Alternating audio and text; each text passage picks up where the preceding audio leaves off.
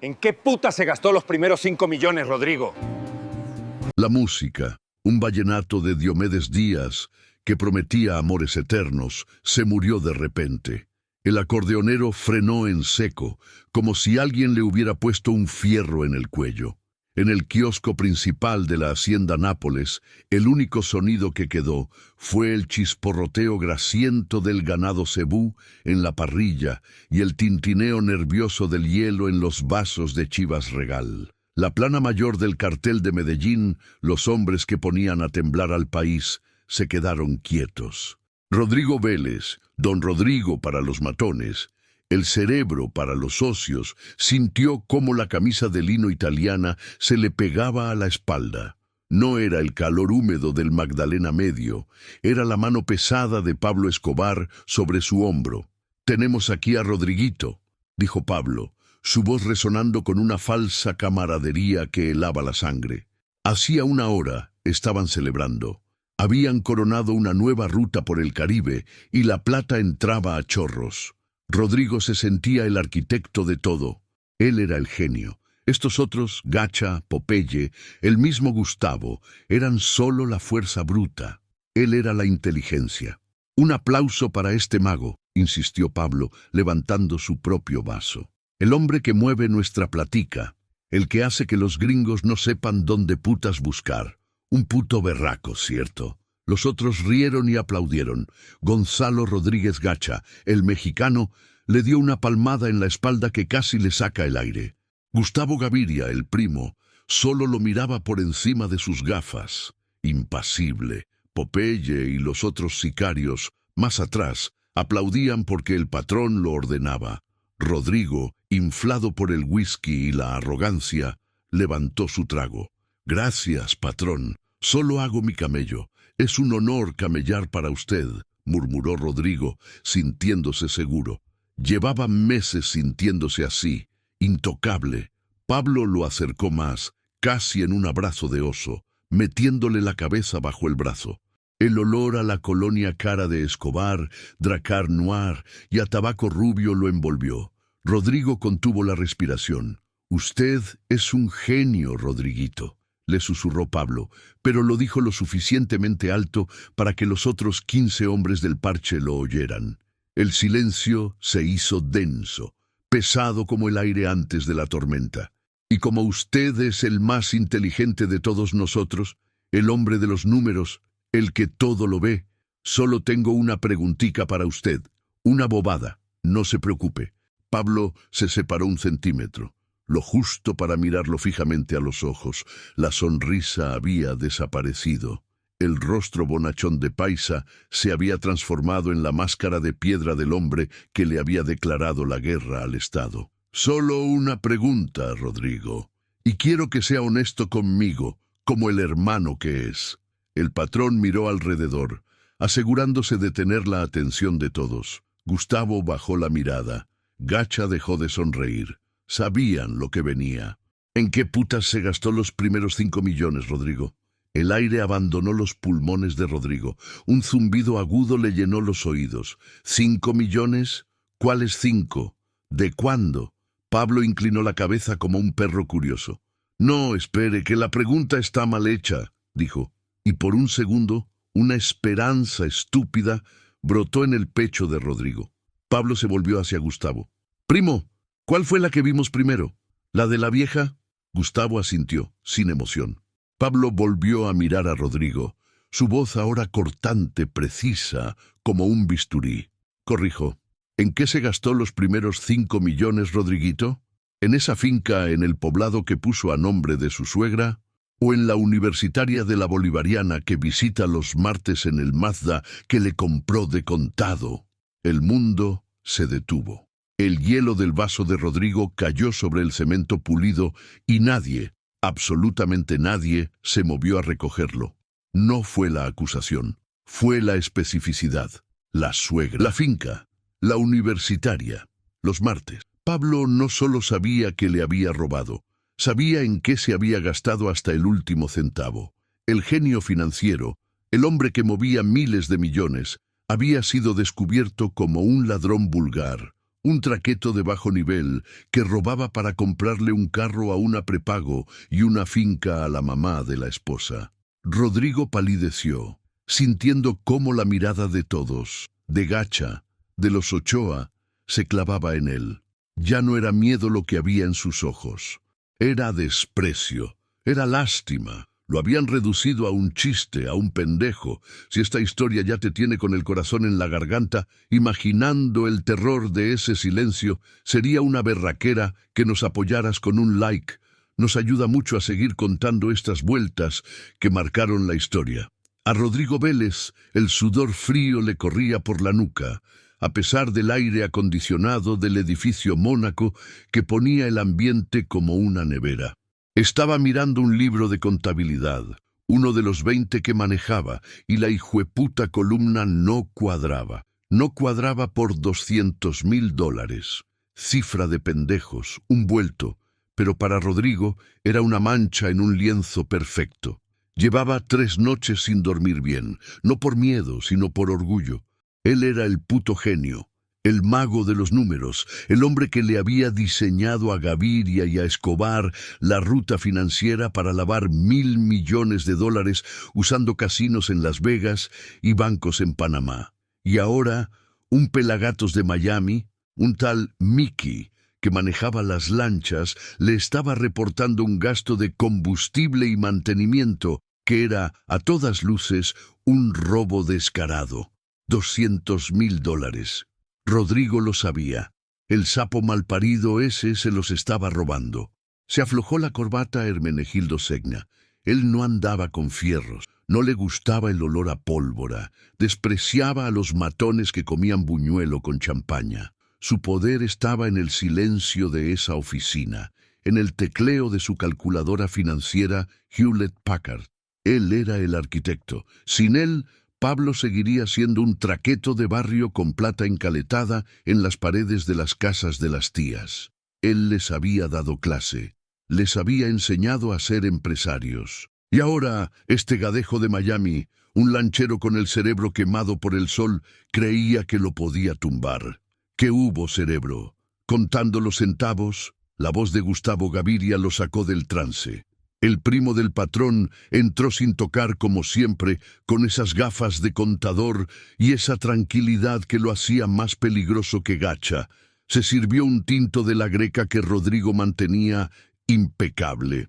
Un descuadre, don Gustavo, una vuelta en Miami que no me huele bien, dijo Rodrigo, pasándole la hoja del libro mayor. Gustavo apenas la miró. Ah, lo de Mickey. Sí, el patrón ya sabe. Rodrigo sintió un corrientazo en el estómago. ¿Cómo así que ya sabe? Que el hombre tiene una deuda de juego en las Bahamas. El patrón le dijo que la cuadrara con eso, que no jodiera más. Relájese, Rodriguito, eso es plata de bolsillo. Gustavo le dio una palmada en el hombro. El patrón lo manda a llamar. Hay que cuadrar la logística de la nueva pista en el Bichada. Van a ser 20 millones de entrada. Necesita que esa plata esté en Panamá el lunes.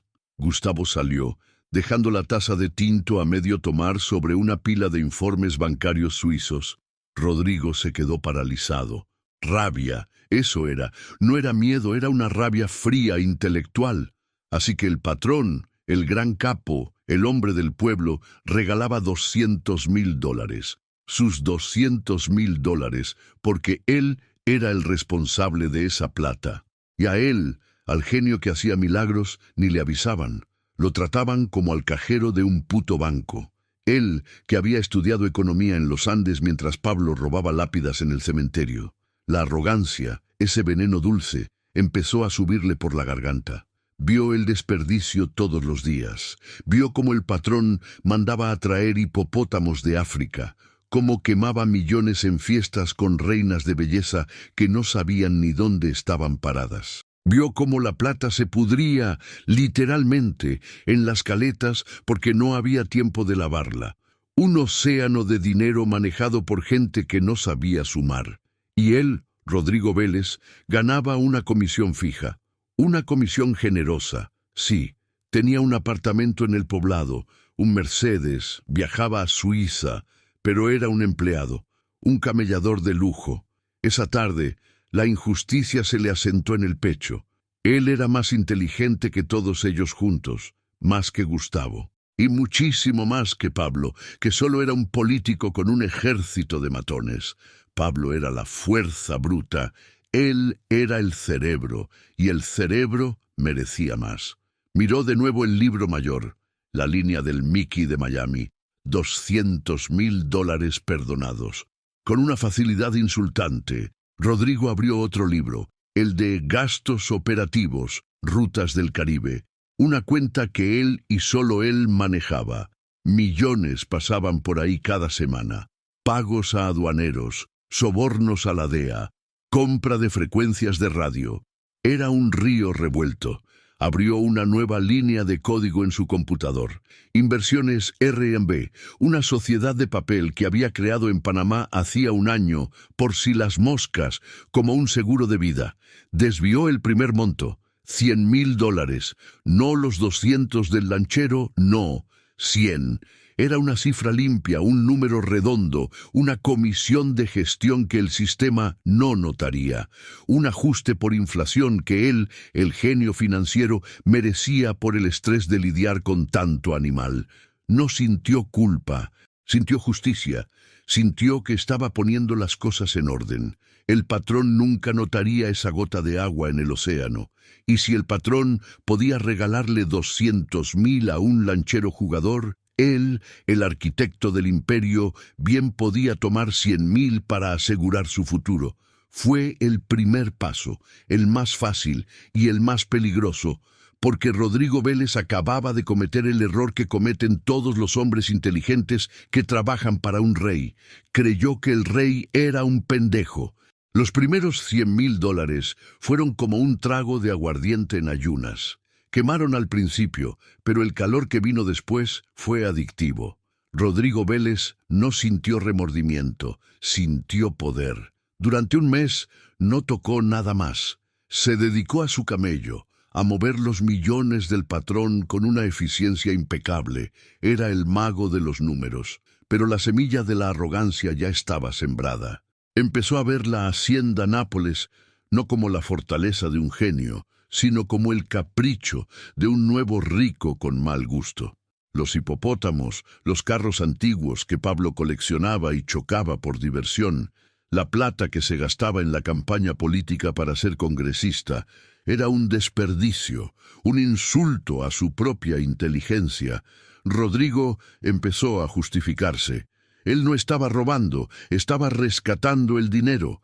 Estaba creando un fondo de retiro, un seguro de vida contra la locura del patrón. Pablo estaba en guerra con el ministro Lara Bonilla, con el gobierno, con los gringos. Era un hombre que quemaba el mundo para calentarse las manos, y Rodrigo no pensaba quemarse con él. El segundo robo fue de $500,000. Esta vez fue más fácil. Creó una compañía fantasma en las Islas Caimán, una capa más en la cebolla, y la facturó como consultoría de riesgo para la ruta del Caribe. Un chiste privado que solo él entendía. La plata empezó a cambiarlo. Se compró un Mercedes-Benz 560 SEC, blindado, importado de Alemania. Ya no vivía en un apartamento lujoso en el poblado. Compró un penthouse completo, con vista de 360 grados sobre Medellín. Empezó a usar lociones que olían a madera vieja y a dinero, y sus corbatas ya no eran Segna, eran Charvet, hechas a medida. En las reuniones, su voz cambió. Ya no era el técnico que ofrecía soluciones, era el estratega que daba órdenes. «Gustavo, esa ruta por las Bahamas es una pendejada», dijo una tarde, interrumpiéndolo frente a Gacha y Ochoa. «Los gringos la tienen más vigilada que la casa de la mamá de ellos. Hay que mover la plata por Suiza, pero no a los bancos grandes, a las gestoras de patrimonio, más lento, más caro, pero seguro». Gustavo lo miró, levantando una ceja. Gacha soltó una risita. «Mire pues al cerebro», salió berraco el doctor. Rodrigo no se inmutó. «Soy berraco con los números, don Gonzalo. Ustedes son berracos con los fierros, cada uno en lo suyo. Ese fue el día en que firmó su sentencia. La arrogancia lo había cegado. Creyó que el respeto que le tenían era por su inteligencia, sin entender que solo era un reflejo del poder del patrón. El punto sin retorno llegó un martes gris. La noticia estalló en la radio. El ministro de Justicia, Rodrigo Lara Bonilla, había sido acribillado en Bogotá. El país entró en estado de sitio. Pablo Escobar, que había estado jugando al político, se convirtió de la noche a la mañana en el enemigo público número 1. La guerra total había comenzado. El teléfono de la oficina de Rodrigo sonó. Era la línea directa. «Rodriguito». La voz de Pablo era calma, pero con un filo metálico. «Se calentó esta mierda. El gobierno nos va a caer con todo. Necesito que muevas 100 palos de las caletas. 100. Para ayer. Hay que pagarle a los muchachos, a los políticos, a los jueces. Necesito esa plata líquida para financiar esta guerra». Rodrigo sintió que el piso de mármol se abría bajo sus pies. 100 millones. El problema no era moverlos. El problema era que faltaban 10. 10 millones de dólares que él había desviado en los últimos 6 meses a sus cuentas en las Caimán y en Suiza. Los había sacado del fondo de operaciones de caja menor, el dinero líquido que Pablo usaba para emergencias, creyendo que era el lugar más fácil para esconder la sangría. Patrón, claro que sí. Deme un par de días para... ¿Un par de días? ¿Usted cree que estoy jugando parqués, Rodrigo? Necesito esa plata ya. ¿Cuál es el puto problema? Rodrigo sudaba. Podía oír la respiración de Pablo al otro lado. No podía decirle a Pablo. No podía ir a donde Gustavo. No podía culpar a un lanchero por 10 millones de dólares. Estaba solo, atrapado en su propia telaraña de números. Tuvo que tomar una decisión. La decisión que lo condenaría. «Patrón», dijo, tratando de que su voz sonara profesional, «hay un problema. Los gringos, con lo del ministro, se enloquecieron. Acaban de congelar la cuenta principal en Panamá, la del Banco de Occidente. La están rastreando». Mintió. Una mentira monumental. Culpó a la DEA. Silencio al otro lado. Un silencio que duró una eternidad. ¿La congelaron? ¿Esos malparidos? La voz de Pablo era un gruñido. ¿Y se perdió la plata? No, no, patrón, jamás. La estoy moviendo. Mintió de nuevo, la garganta seca. La estoy triangulando por Zúrich, pero el sistema suizo es lento. Por seguridad, se demora 72 horas en reflejarse. 72 horas. Se había comprado 3 días. 3 días para encontrar 10 millones de dólares y tapar el hueco antes de que el hombre más peligroso del mundo descubriera que su contador estrella no solo era un ladrón, sino un torcido que le mentía en la cara en plena guerra. Colgó el teléfono. Las manos le temblaban. Ya no era un genio. Era un hombre muerto caminando. El sudor de Rodrigo Vélez no era sudor. Era un aceite frío, espeso, que le brotaba de la frente y de las palmas de las manos. Colgó el teléfono. 72 horas. 72 horas para parir 10 millones de dólares. El instinto le gritaba, llame a Zúrich, revierta la transferencia, devuelva la plata. Pero su arrogancia le susurró, no sea pendejo. Si la devuelve ahora, el banco suizo reportará el movimiento. Eso es una bandera roja. Queda como un torcido y como un cobarde. No. No podía devolverla, tenía que reponerla. Se sirvió un vaso de agua con gas Perrier. Las manos le temblaban tanto que el gas saltó del vaso y le mojó la corbata Charbet. 10 millones. En el mundo de Pablo Escobar, eso podía ser un vuelto o una sentencia de muerte. Dependía del humor del patrón. Y después de lo de Lara Bonilla, el patrón no estaba para chistes. Miró el reloj. 71 horas y 58 minutos. No podía vender el penthouse. El traspaso demoraría semanas.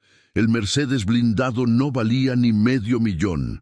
¿Llamar a los duros que le debían favores para pedirles 10 millones? Se reirían de él. Lo verían débil, caído.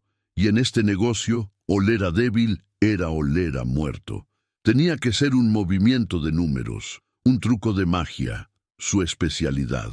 Abrió el libro de la nueva operación, la pista del Bichada, el proyecto del que Gustavo le había hablado. 20 millones de dólares frescos, listos para ser movilizados. Ese dinero estaba destinado a la logística, a la compra de los aviones, al pago de los contactos en la Fuerza Aérea. Era plata sagrada. Rodrigo sintió el sabor del cobre en la boca. Se estaba metiendo en la boca del lobo. Iba a hacer lo que un contador jamás debe hacer: jinetear la plata, robar a un santo para pagarle a otro. Es temporal, se dijo a sí mismo, tecleando como un loco en su computador IBM. Es solo un préstamo. Muevo los 10 del Bichada al fondo de emergencia. Tapo el hueco. El patrón se calma. Y en una semana, cuando mi inversión en las Caimán madure, devuelvo los 10 al Bichada. Nadie se dará cuenta. Es un simple ajuste de flujo de caja. Se estaba mintiendo. Lo sabía, pero era la única vuelta que le quedaba. Pasó las siguientes 48 horas sin dormir. Su oficina en el Mónaco se convirtió en una cueva de humo de cigarrillo cool y tazas de tinto. Las secretarias no se atrevían a entrar. Hizo 15 transferencias, triangulando el dinero del Bichada a través de una cuenta fantasma en Aruba, luego a Panamá, y finalmente dividiéndolo en 4 depósitos al fondo de emergencia. Lo hizo parecer como si la plata congelada por los gringos estuviera en efecto regresando en partes. Era una obra maestra de contabilidad criminal. Era un desfalco brillante. Al amanecer del tercer día, el fondo de emergencia marcaba 100 millones de dólares. El hueco estaba tapado. Rodrigo se sentía exhausto pero victorioso. Era un genio. Le había mentido al mismísimo Pablo Escobar. Había movido 10 millones de dólares de una cuenta a otra bajo sus narices, y lo había hecho para tapar otro robo. Se sentía un berraco. El teléfono de la línea directa sonó. El corazón le dio un vuelco. «¿Rodriguito?» «Sí, patrón. Buenos días. Reportándome». «¿Qué hubo, doctor?» Apareció la platica. Rodrigo cerró los ojos y se permitió una pequeña sonrisa. «Sí, patrón. Como le dije, esos suizos son unos lentos de la gran puta, pero son serios. La plata está completa en el fondo de emergencia. Puede disponer de ella cuando quiera». Hubo un silencio. Rodrigo oyó a Pablo darle una calada a un cigarrillo. «Muy bien, doctor. Muy bien. Lo felicito», dijo Pablo, y su voz sonaba genuinamente complacida. Rodrigo respiró aliviado. Lo había logrado. «Vea, se me acaba de ocurrir una cosa. Esta guerra nos va a tener camellando mucho. Coronamos la nueva ruta del Caribe, la que usted cuadró. Esta noche vamos a celebrar aquí en Nápoles. Un asadito, unos tragos. Venga y se toma un whisky con nosotros. Se lo merece, doctor». «Claro que sí, patrón. Allá estaré. Muchas gracias». Colgó. La adrenalina lo golpeó con tanta fuerza que casi se cae de la silla. Lo había logrado. Había engañado al diablo en su propia casa. No solo había tapado el robo, sino que el patrón lo estaba felicitando. Lo llamaba doctor. Se fue para el penthouse. Se dio una ducha de 1 hora. Se puso su mejor traje, uno de lino italiano color crema. Se echó su loción más cara. Se miró al espejo.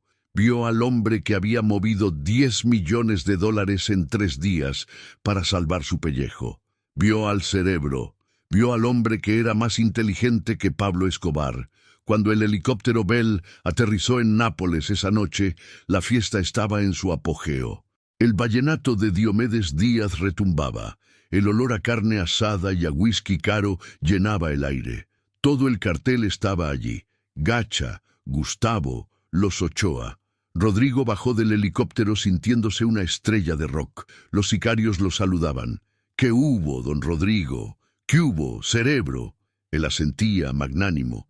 Pablo lo vio y le abrió los brazos. Llegó el mago, el berraco de los números. Le gritó, dándole un abrazo que le sonó las costillas.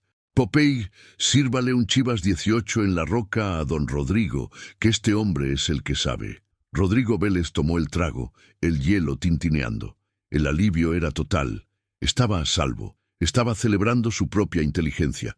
Brindó con gacha. Se rió de un chiste de Gustavo. Estaba en la cima del mundo. Si alguna vez has sentido ese alivio después de librarte de un problema gigante, sabes exactamente lo que Rodrigo sintió en ese momento. Es una sensación que te hace sentir invencible. Si te gusta cómo te estamos llevando por esta montaña rusa de tensión, cuéntanos desde qué ciudad o país nos estás viendo. Queremos saber hasta dónde llega el parche. Y fue entonces, en medio de su triunfo, con el vallenato a todo volumen, cuando Pablo Escobar le puso la mano pesada en el hombro. La música, un vallenato de Diomedes Díaz que prometía amores eternos, se murió de repente. Rodrigo Vélez abrió la boca, pero solo salió un quejido seco, el sonido de un animal atrapado. Las palabras se le atoraron. Trató de formular una negativa, un chiste, cualquier cosa. ¿Cuál finca, patrón? La universitaria. No, patrón. Usted sabe que yo soy un hombre serio, de mi casa. Pablo Escobar soltó una carcajada. No fue una risa de rabia, fue algo peor. Una risa de profunda, absoluta decepción. Una risa que le decía a todos los presentes que el hombre que tenían al frente era un imbécil. «Miren a este genio», gritó Pablo, señalando a Rodrigo con el vaso de whisky. La música seguía muerta, todos miraban. El doctor de los Andes, el mago de los números, y nos roba a nosotros, que le dimos la confianza, que lo sentamos en nuestra mesa, para impresionar a una suegra. Los sicarios y los socios rieron. Esta vez era una risa genuina, burlona. Gacha negaba con la cabeza, como si viera a un perro estúpido persiguiéndose la cola. Gustavo Gaviria solo lo miraba, impasible, como un científico mirando un insecto bajo el microscopio. La humillación era total. Pablo no lo estaba tratando como un traidor peligroso, lo estaba exhibiendo como un pendejo, un pobre gadejo sin imaginación que robaba millones para cumplir el cliché del traqueto barato. ¿Sabe qué es lo que me da rabia, Rodriguito?, dijo Pablo, volviéndose serio de repente. El cambio de tono fue tan abrupto que el silencio regresó, más pesado que antes. Se acercó y le quitó el vaso de chivas de la mano temblorosa. No es la plata. Plata es lo que hay. Gracias a Dios. Lo que me da rabia, lo que me emputa, es que usted me vio la cara de marica. Rodrigo negó frenéticamente. «No, patrón, por Dios, jamás». «Silencio», ordenó Pablo. Su voz no fue un grito, fue un bisturí frío. «Usted creyó que yo estaba muy ocupado con los hipopótamos, con la política, con la guerra contra esos hijueputas de Bogotá, y que no iba a revisar las cuentas, ¿cierto? Creyó que el dueño de la tienda era un bruto que no sabía sumar». Pablo se paseó frente a él. «Usted, Rodriguito, cometió el peor pecado de todos, peor que robar. Usted cometió el pecado de la arrogancia. Creyó que era más inteligente que yo». Se volvió hacia Gustavo. «Primo, ¿sabe cuál fue la vuelta que hizo este genio? Faltaban 10 palos del fondo de emergencia, y el muy berraco me miente en la cara. Me dice que los gringos congelaron la cuenta». La cara de Gustavo Gaviria se endureció. Mover plata de guerra, eso era otro nivel de traición. «Y para tapar el hueco», continuó Pablo saboreando cada palabra, «el doctor nos jineteó la plata del Bichada, la plata de la nueva pista. Nos dejó descubiertos en plena guerra. Todo, ¿para qué?». Pablo lo señaló de nuevo. «Para un Mazda y una finquita en el poblado. Rodrigo Bell». Pablo lo miró en el suelo patético, el traje de lino italiano sucio de polvo y grasa del asado. Lo dejó lloriquear un momento. «Tiene razón», dijo Pablo finalmente. «Fue una estupidez». Se agachó, con una calma aterradora, y le levantó la cara. «Y por eso, a Rodriguito no lo vamos a matar». Un suspiro colectivo recorrió el kiosco. A Rodrigo, una esperanza irracional le cruzó el rostro. «No», dijo Pablo, su voz un susurro helado. «Matarlo es un favor. Es muy fácil. Se acaba el problema. Y usted no aprende. Y los demás», dijo mirando al resto del cartel, «no aprenden. Se puso de pie y se limpió las manos. El plan es otro. A usted, Rodrigo, le vamos a quitar la vida, pero dejándolo vivo. Dio las órdenes, frías, precisas, como si estuviera dictando un asiento contable. Gustavo, mañana a las 6 de la mañana. Quiero a sus hombres en el penthouse de este malparido. Lo sacan a él y a la señora con lo que tengan puesto. Nada más. Ni los cepillos de dientes.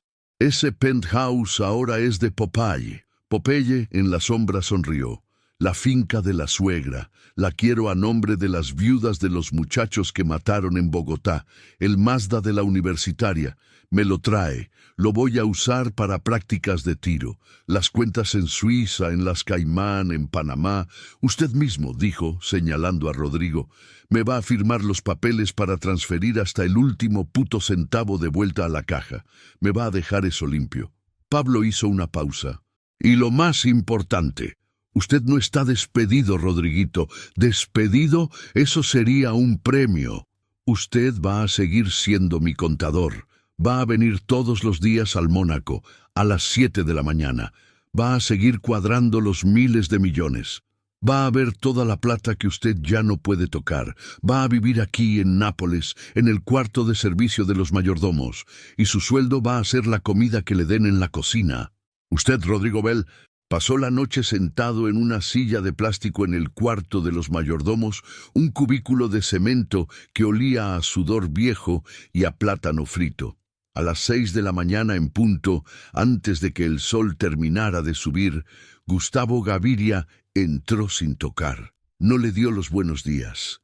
Llevaba una carpeta de cuero bajo el brazo y una mirada de hielo. Firme, dijo, poniendo una pila de documentos bancarios sobre la cama sin sábanas. Rodrigo miró los papeles. Eran las órdenes de transferencia de sus cuentas en Zúrich, en las Caimán, en Panamá.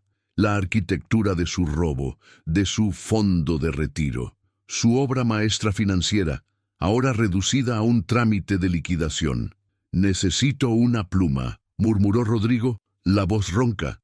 Gustavo sacó un bolígrafo Montblanc, el mismo modelo que Rodrigo solía usar, y lo tiró sobre los papeles. Firme, Rodrigo, y que la firma quede clarita. No queremos que esos gadejos suizos jodan la vida. La mano de Rodrigo temblaba. No era un temblor de miedo, era el temblor de la humillación. Cada firma era un pedazo de su orgullo que se disolvía. Cada rúbrica era él mismo dándole la razón a Pablo. Eres un pendejo. Firmó la transferencia del penthouse. Firmó la cesión del Mercedes, firmó la liquidación de sus inversiones. En 15 minutos, el hombre que había movido $1.000 millones estaba, oficialmente, sin un solo centavo a su nombre.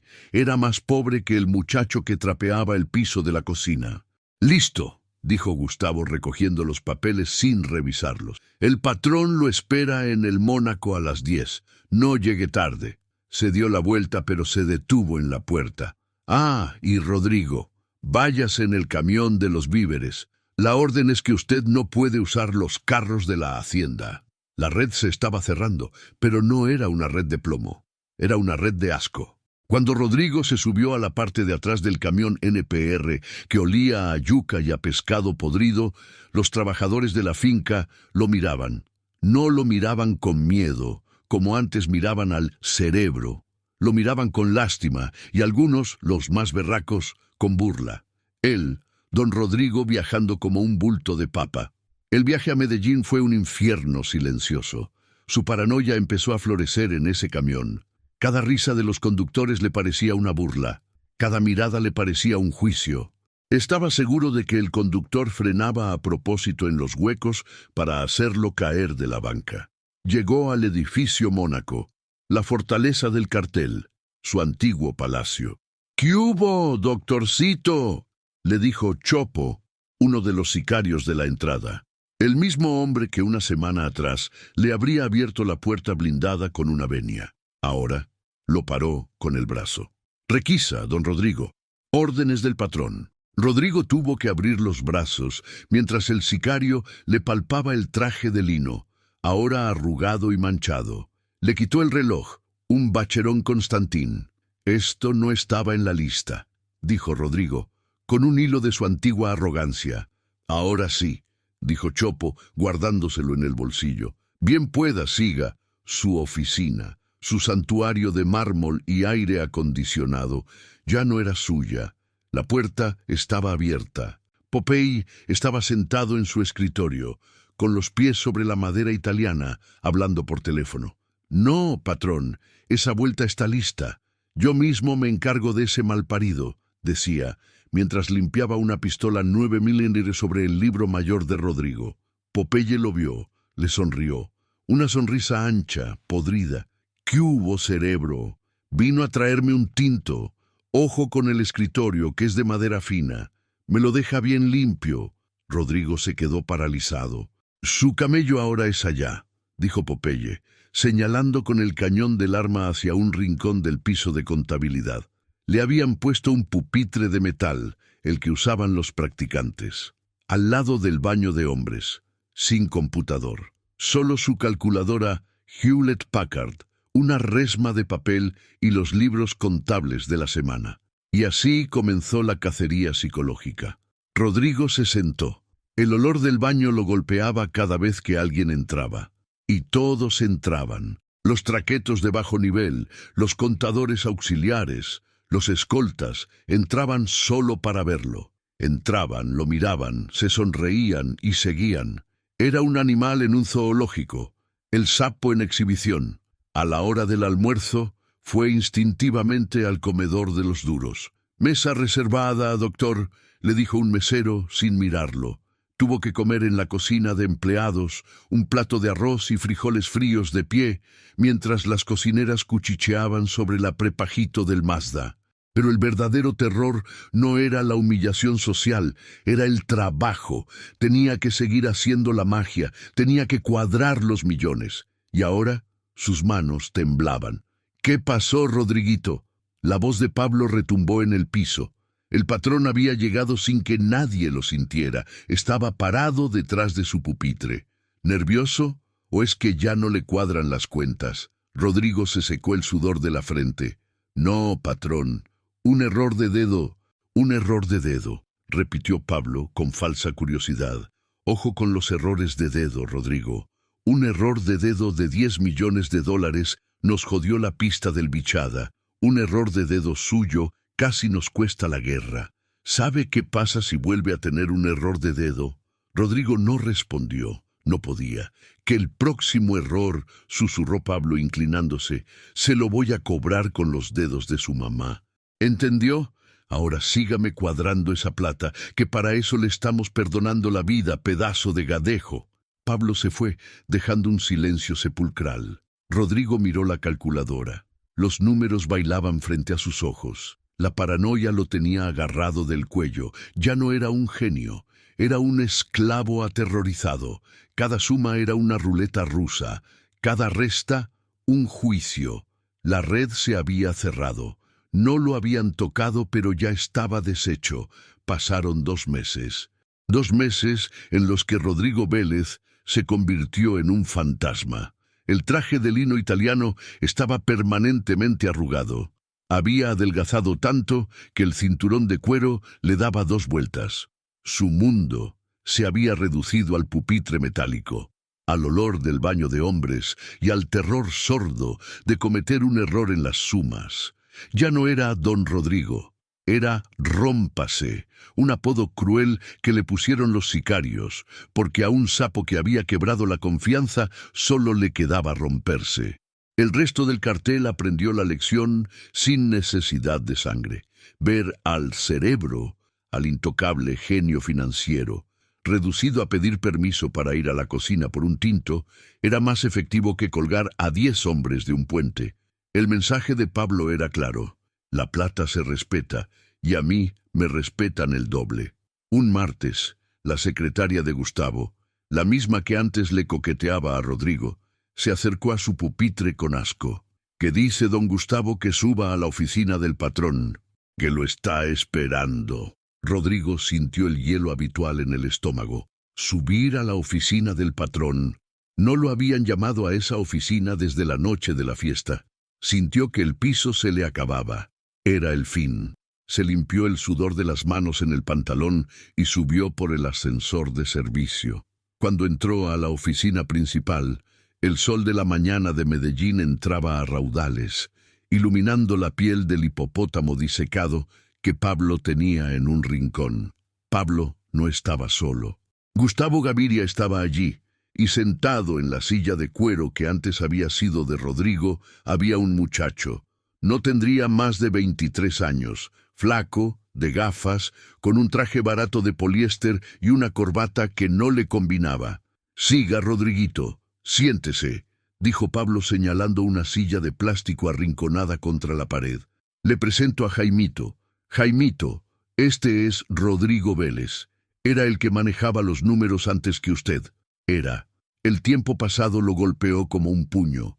El muchacho, Jaimito, lo miró con una mezcla de curiosidad y miedo. Rodrigo reconoció esa mirada. Era la mirada de un genio recién salido de la universidad pública, hambriento, berraco. Era él, 20 años atrás. «Jaimito es un duro», continuó Pablo con voz amigable.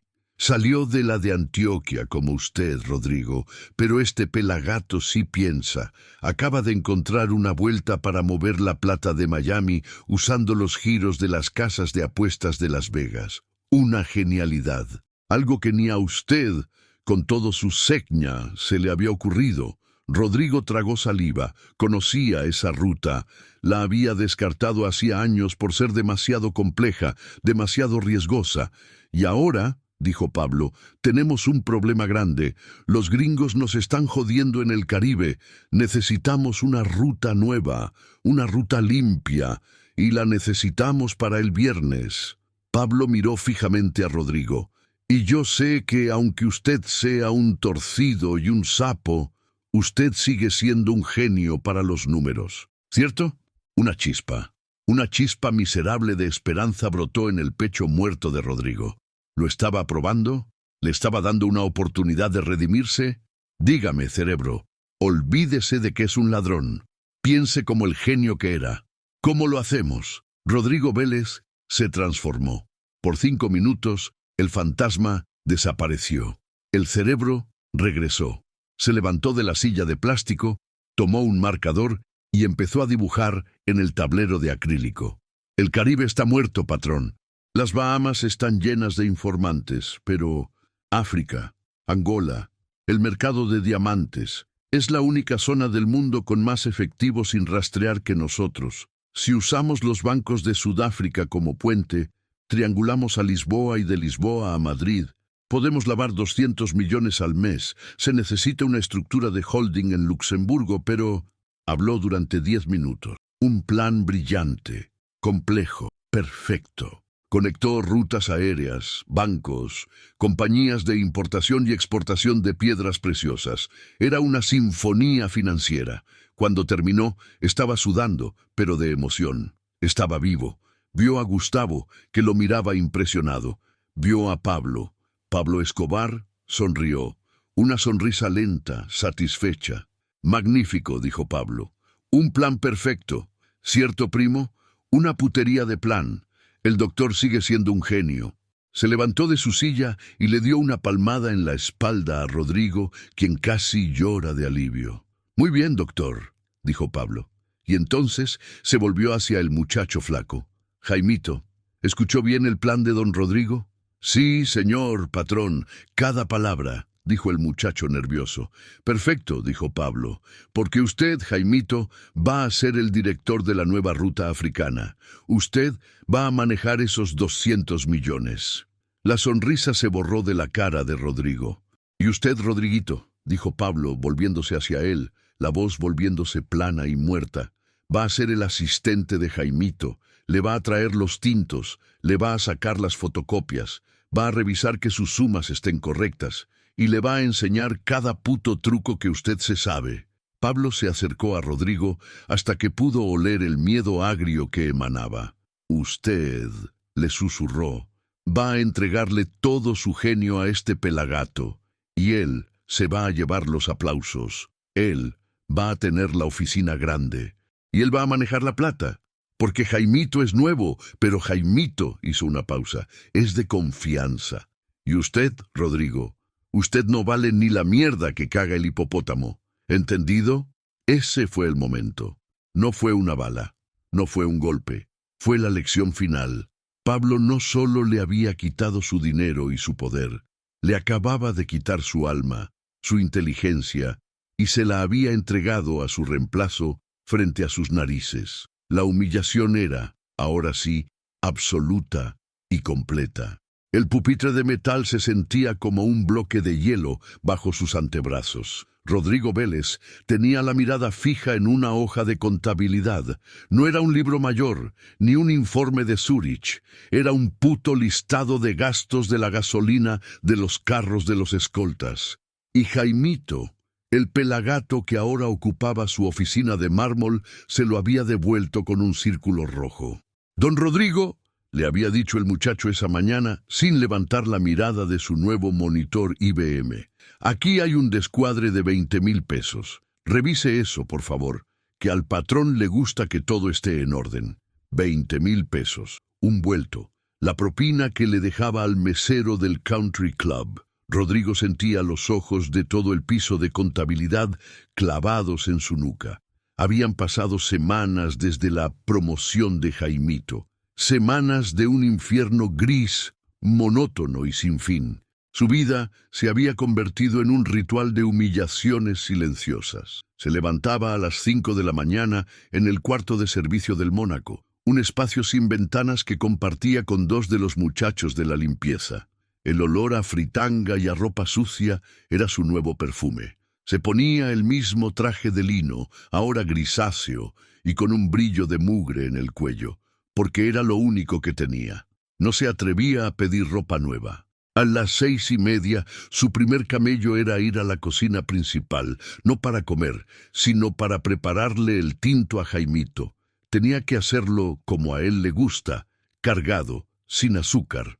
«¿Qué hubo, cerebro?», le gruñó Popeye esa mañana, interceptándolo en el pasillo con la bandeja en la mano. Las manos de Rodrigo temblaban tanto que el tinto se derramaba en el platillo.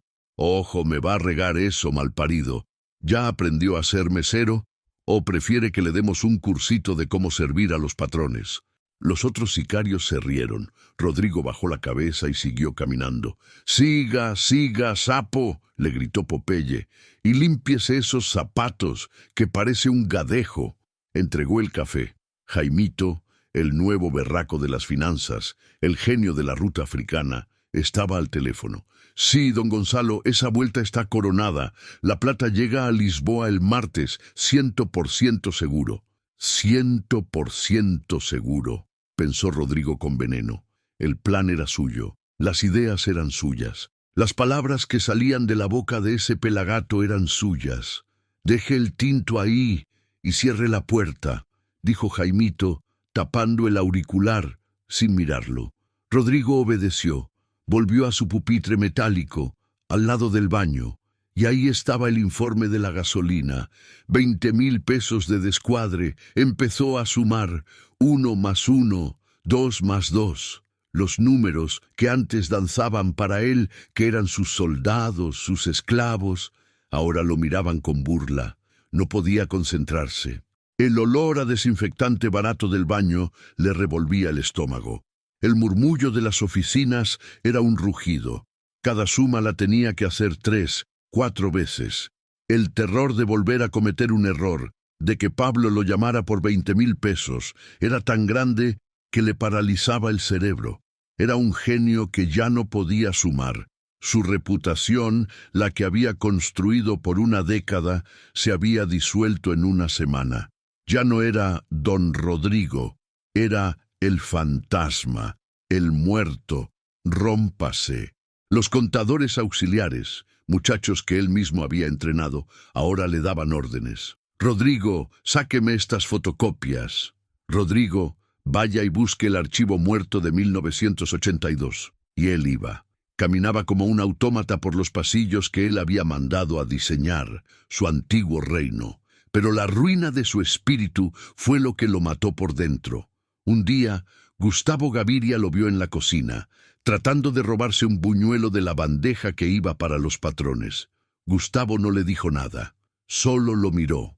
Esa mirada de pura lástima, de asco, fue peor que cualquier golpe. Rodrigo soltó el buñuelo como si quemara y salió de la cocina con las manos vacías.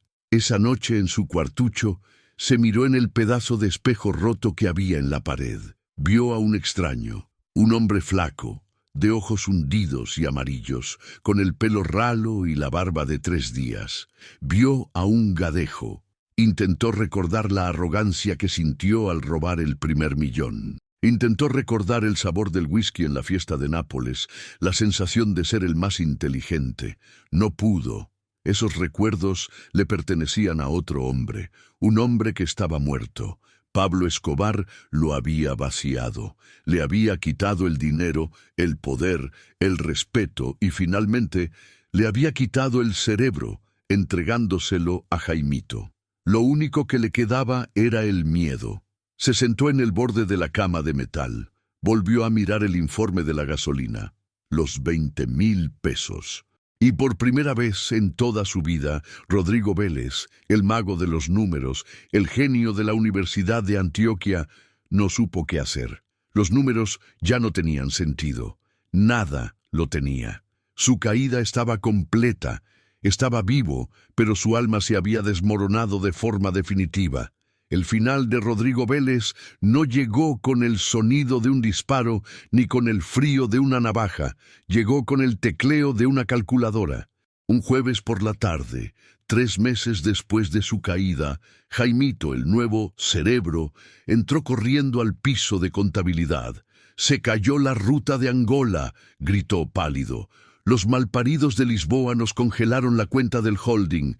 Hay 100 millones en el aire, patrón». La noticia corrió como pólvora. El pánico se apoderó del edificio. 100 millones. Era un desastre. Pablo Escobar bajó a la oficina de Jaimito, su rostro una máscara de furia. «¿Cómo que se cayó? Usted me dijo que era 100% seguro, pelagato». Jaimito temblaba, incapaz de articular palabra. Fue el Banco de Sudáfrica, patrón. Reportaron el movimiento. «No sé por qué». «Porque eres un bruto», gritó Pablo. «¡Un novato!». Y entonces, en medio del caos, Pablo Escobar posó sus ojos en el rincón más oscuro del piso. En el pupitre al lado del baño, vio a Rodrigo Vélez. Rodrigo estaba quieto. Había escuchado todo. No sentía miedo. No sentía nada. Estaba vacío. «Usted», dijo Pablo señalándolo, «el genio, arregle esta mierda». Todos se quedaron en silencio. Jaimito miró a Rodrigo con terror. Rodrigo Vélez se levantó, caminó lentamente hacia la oficina de Jaimito, su antigua oficina. Pasó al lado del muchacho tembloroso, cogió el teléfono de la línea directa con Zurich y empezó a hablar. Habló en alemán, luego en francés. Durante 1 hora, el fantasma se convirtió de nuevo en el mago de los númecos. Movió hilos, llamó favores, creó 3 sociedades de papel en Liechtenstein en 10 minutos, trianguló el dinero congelado, lo rebotó por Luxemburgo y lo hizo aterrizar limpio y seguro en una cuenta nueva en Mónaco. No salvó los 100 millones, salvó 80, pero los salvó. Cuando colgó el teléfono, el sudor le corría por la cara. Miró a Pablo. 80 palos están seguros, patrón, dijo. Su voz un susurro ronco. Los otros 20 se perdieron en la movida. Lisboa se queda con ellos como comisión de silencio. Jaimito respiró aliviado. Gustavo Gaviria, que había llegado, asintió, impresionado. Pablo Escobar miró a Rodrigo. Lo miró largamente. Había una chispa de algo en sus ojos. «¿Respeto?» «Bien hecho, doctor», dijo Pablo. Rodrigo Vélez sintió algo por primera vez en meses, una pequeña brasa de orgullo. «Bien hecho», repitió Pablo. «Jaimito, aprenda de este sapo. Hasta para ser un torcido hay que tener clase». «Usted», le dijo al muchacho, «me acaba de costar 20 millones de dólares por pendejo. Queda advertido». Pablo se dio la vuelta y se fue. Rodrigo se quedó de pie en medio de la oficina. Había salvado el día. Había demostrado que seguía siendo el genio. Esperó. Esperó que Gustavo le diera una palmada en la espalda. Esperó que Jaimito le diera las gracias. Nada. Gustavo se fue detrás de Pablo. Jaimito se sentó en el escritorio. Lo miró. Gracias, don Rodrigo. Ya puede volver a su puesto. Y no se le olvide el informe de la gasolina. Rodrigo Vélez se quedó paralizado. Lo entendió. No había redención. No importaba lo que hiciera, siempre sería el sapo. Había salvado 80 millones y su recompensa era volver al pupitre del baño a cuadrar 20,000 pesos. Esa noche Rodrigo Vélez no regresó a su cuartucho en el Mónaco. Salió del edificio, caminó sin rumbo por la avenida El Poblado. Nadie lo detuvo. ¿Para qué? No tenía dinero, ni pasaporte, ni nombre. Era un fantasma. Lo encontraron 3 días después, durmiendo en una alcantarilla en el barrio Antioquia. No lo reconoció la policía. Lo reconoció un traqueto de bajo nivel que iba a cobrar una vuelta. «Mire a ese gadejo», le dijo a su compañero. «Le juro por mi madre que ese es Rodrigo Vélez, el que era el cerebro del patrón». La noticia le llegó a Pablo en Nápoles. «Patrón, encontramos a Vélez. Está en la calle comiendo basura. ¿Qué hacemos?» Pablo Escobar estaba alimentando a sus hipopótamos. Tiró una zanahoria al agua. «No hagan nada. Déjenlo ahí. Que la gente lo vea. Que vean en lo que se convierte el que me roba y me cree pendejo». Y así, Rodrigo Vélez, el genio financiero, el hombre que vistió de Segna y movió miles de millones, pasó el resto de sus días como una sombra en Medellín, un loco más, hurgando en la basura, durmiendo bajo los puentes. Vivo, pero más muerto que cualquiera de los hombres que Pablo había mandado a matar. La leyenda de lo que le pasó al cerebro se regó por todo el cartel como un incendio. Se convirtió en un cuento de advertencia que los duros le echaban a los novatos. Acuérdese de Vélez. Decían cuando alguien se ponía muy berraco o muy arrogante. El legado de la justicia de Pablo Escobar no se escribió con plomo, sino con humillación. Demostró que era más peligroso perdonarle la vida a un hombre que quitársela. Destruyéndole el alma a Rodrigo, Pablo solidificó su reputación como un líder al que no solo había que temer por su violencia, sino por su inteligencia calculadora y su crueldad psicológica. Al patrón, como él mismo dijo, jamás se le veía la cara de marica. Y esa, mis amigos, es la lección más dura que se aprendió en los pasillos del edificio Mónaco. En el mundo de Pablo Escobar, una bala era un regalo. La verdadera sentencia era que te dejaran vivo para que vieras cómo tu mundo se desmoronaba, pieza por pieza, mientras tú mismo les entregabas las herramientas. Si esta historia te mantuvo pegado a la silla, imaginando el terror de Rodrigo, suscríbete a nuestro canal. Queremos seguir contándote las vueltas más oscuras de esa época, las que no salen en los libros, y déjanos un comentario diciéndonos desde qué ciudad o país nos estás viendo. Queremos saber hasta dónde llega este parche.